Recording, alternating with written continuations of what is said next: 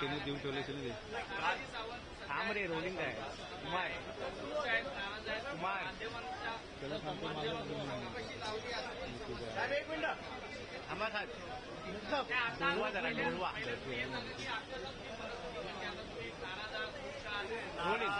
हा भाग नाहीये तो पक्षाचा निर्णय असतो. नाराज व्हायचा एक प्रश्न त्यावेळेस पार पाडणं आपलं काम असतं. आलं लक्षात. आणि गायब होणं वगैरे हा प्रकारच नाहीये. कारण एक जबाबदारी संपल्यानंतर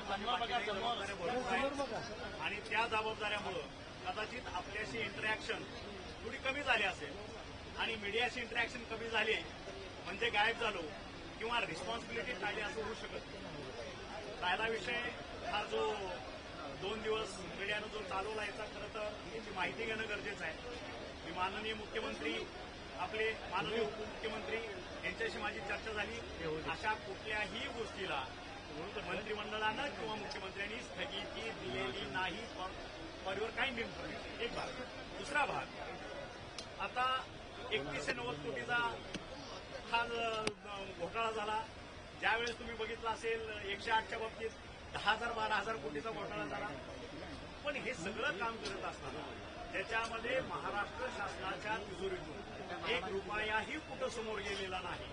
अशा केसमध्ये आभासी जगामध्ये जगायचं आणि घोटाळे झाले म्हणायचं आणि एखाद्याला पर्पजली बदनाम करणं हे चुकीचं आहे. तुम्ही एक गोष्ट लक्षात घेतली पाहिजे की तुम्ही पेपरलाही बघितलं असेल, तुमच्या माध्यमातून मी मीडियासमोर ज्यावेळेस मंत्री होतो त्यावेळेस सांगितलं की न भूतो न भविष्यते असे 24 महिन्यामध्ये 42 निर्णय आरोग्य विभागामध्ये आपण घेतले. त्याचं संपूर्ण महाराष्ट्रातल्या सर्वसामान्य जनतेनं स्वागत केलं. वारीच्या बाबतीत गिनीज बुक ऑफ वर्ल्ड रेकॉर्डमध्ये 3दा आपलं नाव आलं. चांगल्या पद्धतीनं सेवा केल्या. ज्यावेळेस मोफत उपचार 15 ऑगस्ट 2023ला आपण इम्प्लिमेंट केलं त्यावेळेस या तमाम महाराष्ट्रातल्या सरकारी हॉस्पिटलची संख्या आयपीडी असेल किंवा ओपीडी असेल ही जवळपास तिप्पट चौपट झाले हे तुम्हीच मला सांगितलं. आणि त्या केसमध्ये मध्यंतरीची परिस्थिती त्याच्या अगोदरच्या आपल्या सर्व पीएससी पासूनच्या जिल्हा रुग्णालयापर्यंतची होती. त्या ठिकाणचं असणारं अतिशय घाणेरडं वातावरण किंवा अस्वच्छता मी प्रत्येक रिजनमध्ये जाऊन पीएससी पासून वरपर्यंत सगळ्या व्हिजिट केल्या. आणि त्या ठिकाणी म्हणून त्यावेळेस सुद्धा एक मोहीम मी राबवली होती. तुम्हाला आठवत असेल, सुंदर माझा दवाखाना. त्यावेळेचे गावकरी, तिथले लोकप्रतिनिधी, सरपंच, आमदार, जिल्हा परिषद सदस्य आणि संपूर्ण आमचा आरोग्य विभागाचा स्टाफ यांनी ती मोहीम प्रत्येक महिन्याला राबवायची. त्याचे फोटोग्राफ अपलोड करायचे वरिष्ठ अधिकाऱ्यांना. ते केलं. त्यानंही ते कंट्रोलमध्ये होत नव्हतं. आणि म्हणून तुम्ही बघितलं असेल आमच्या अगोदर वैद्यकीय शिक्षण विभागानं अशाच पद्धतीचं मेकॅनाइज्ड क्लिनिक सिस्टम राबवली. त्याचा भाव होता 120 रुपये पर स्क्वेअर मीटर यांत्रिकी पद्धतीने. अगोदरचा तुम्ही जो सांगितलं की 70 कोटीमध्ये एक ध्यानात घ्या, 70 कोटीमध्ये मॅन्युअली महाराष्ट्रातले जवळपास 2,500 हॉस्पिटलची स्वच्छता मेंटेन करणं शक्य आहे का हे तुम्ही अनालिसिस करा. आणि ते शक्य नव्हतं. आयपीडी ओपीडी वाढलेली होती. म्हणून हे यांत्रिक पद्धतीने जाणं हे खात्याकडनं ज्यावेळेस हे पुटअप केलं गेलं त्यावेळेस मी त्यांना सांगितलं की बाकीच्या खात्याची माहिती घ्या. त्यावेळेस वैद्यकीय शिक्षण विभागाची ऑलरेडी ती ऑर्डर झालेली होती 120 रुपये पर स्क्वेअर मीटर. समाज कल्याण विभागाची ऑर्डर झाली होती 95 रुपये. आणि माझ्या खात्यानं ती ऑर्डर 84 रुपये पर स्क्वेअर 2012चा रेट त्याप्रमाणे ती फायनल केली. अगोदर असं ठरलंय की हे केंद्रशासित ज्या काही एजन्सी आहेत त्यांच्याकडे जे सुपूर्द करून आम्ही तिकडे दिलं होतं केंद्राकडे की महाराष्ट्रभर हे काम करायचं म्हटलं तर मोठी यंत्रणा लागेल आणि त्या कंपनीला ते केंद्र बघून घेईल त्याप्रमाणे ते पास होईल. पण हायकोर्टामध्ये आपल्यातलीच कुणीतरी लोक गेली आणि कोर्टानं तो सेंट्रल कंपनीला देणं हे रद्द केलं. आणि म्हणून महाटेंडरवरती ह्या ठिकाणी ते पब्लिक झालं. त्या ठिकाणी 12 लोकांनी त्या ठिकाणी कॉम्पिट केलं. 5 लोक लिस्टिंग झाली आणि त्याच्यामध्ये जे आज कुठली कंपनी आहे त्यांना त्या पद्धतीने ते काम मिळालं. त्यांचं एमयू झालं, वर्क ऑर्डर झाली आणि आमचं इलेक्शन झालं. त्याच्यानंतर परत काय झालं त्याच्यातली कुठलीही माहिती माझ्याकडे नाही. मला जे काही काल आपल्या खात्यातनं जी माहिती मिळाली की अशा पद्धतीचं कुठलंही 1 रुपयाचाही ट्रान्झॅक्शन महाराष्ट्र शासनाच्या तिजोरीतून त्या कॉन्ट्रॅक्टरच्या खात्यावरती दिलेलं नाही. आणि आयुक्तांनी त्याच्यावरती हे सांगितलं गेलं की आमच्याकडे बजेटरी प्लॅनिंग नसल्यामुळं तात्पुरतं आम्ही हे थांबवतो. माननीय मुख्यमंत्र्यांनी सांगितलं की ह्याला अशा पद्धतीची कुठलीही स्थगिती दिली नाही. कारण माझ्या हॉस्पिटलमध्ये येणारा हा वर्ग जो आहे तो रोजंदारी करणारा 200-400 रुपये करून स्वतःचं पोट भरणारा, कारण ज्याला 10,000 रुपये पगार आहे तो सुद्धा आज गव्हर्नमेंट हॉस्पिटलला जातो. जात नाही, तो प्रायव्हेट हॉस्पिटलमध्ये जातो.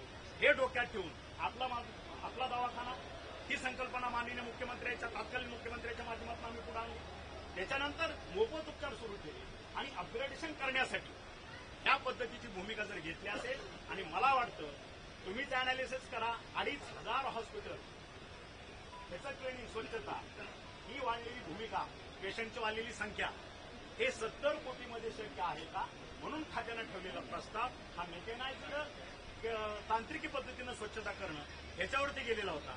त्याचा निर्णय मी त्यावेळेस घेतलेला आहे.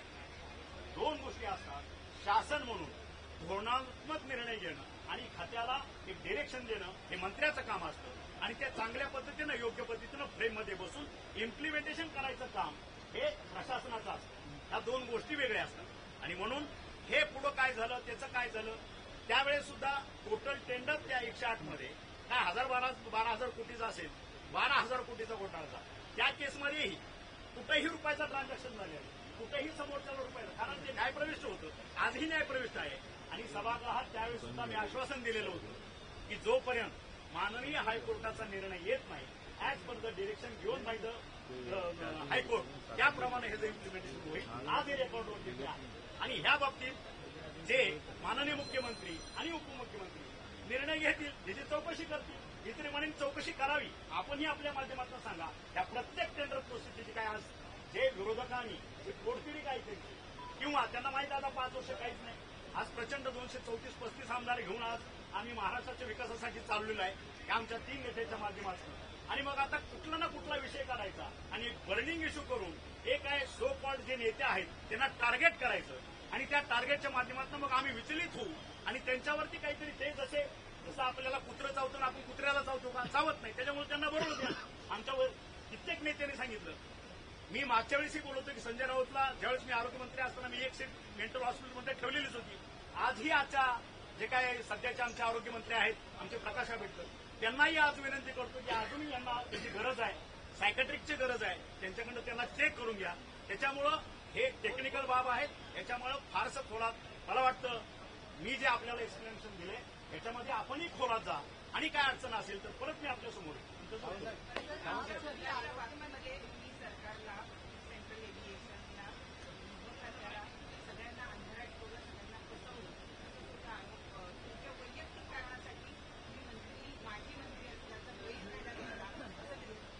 विरोधक काय म्हणलं तर त्यांचं परसेप्शन आहे, त्यांच्या परसेप्शनला मला उत्तर द्यायची काय गरज. त्यांनी प्रत्येक केलेल्या प्रश्नाला मी उत्तर देवच. It is not mandatory on me. लक्षात, लोकशाहीच्या अधिकारामध्ये जसा समोरच्याला प्रश्न विचारायचा अधिकार आहे, त्याचं उत्तर द्यायचं की नाही हा सुद्धा अधिकार माझा आहे. ठीक आहे. सावंतसाहेब, एक प्रश्न असा होता, एक मिनिट. जितेंद्र आव्हाड यांनी असा आरोप केला की अशा प्रकारे एकंदरीतच अपहरणाचा गुन्हा दाखल करून अशा प्रकारे विमान वळवणं आंतरराष्ट्रीय कायद्याचं कायदाभंग आहे असं ते म्हणतायत. त्यांना विचारा ना, कायदेभंग असेल तर त्यांनी त्याप्रमाणे कायदेशीर कारवाई चालू करावी. बरोबर आहे का नाही? हे मला विचारून काय, एक वडील म्हणून 100 व्यक्तींच्या कुटुंबाचा प्रमुख म्हणून मला जो निर्णय घ्यायचा होता, मी जी काय सगळ्याकडं एक विनंती केली, सगळ्याकडं सहकार्याची अपेक्षा केली, एक बाप म्हणून माझी चूक नाहीये. आणि माझ्या ठिकाणी आपल्यातला कुणीही किंवा स्वतः जितेंद्र आव्हाड आणखी कुणी ह्या ठिकाणी असतं तर वडिलाचं कर्तव्य म्हणून जे करावं लागलं असतं ते त्यांनी सुद्धा केलं असतं. एवढंच मला आपल्या माध्यमातून सांगायचं.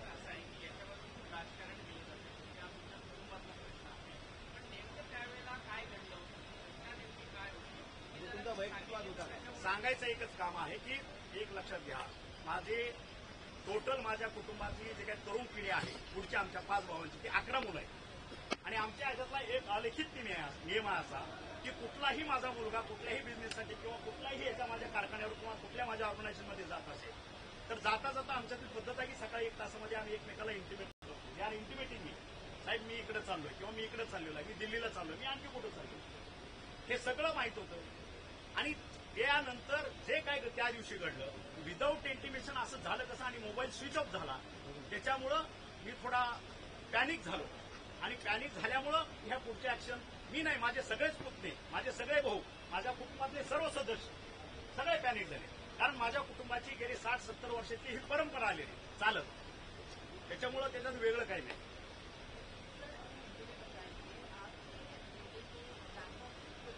बोल दिया है, चलो बाय।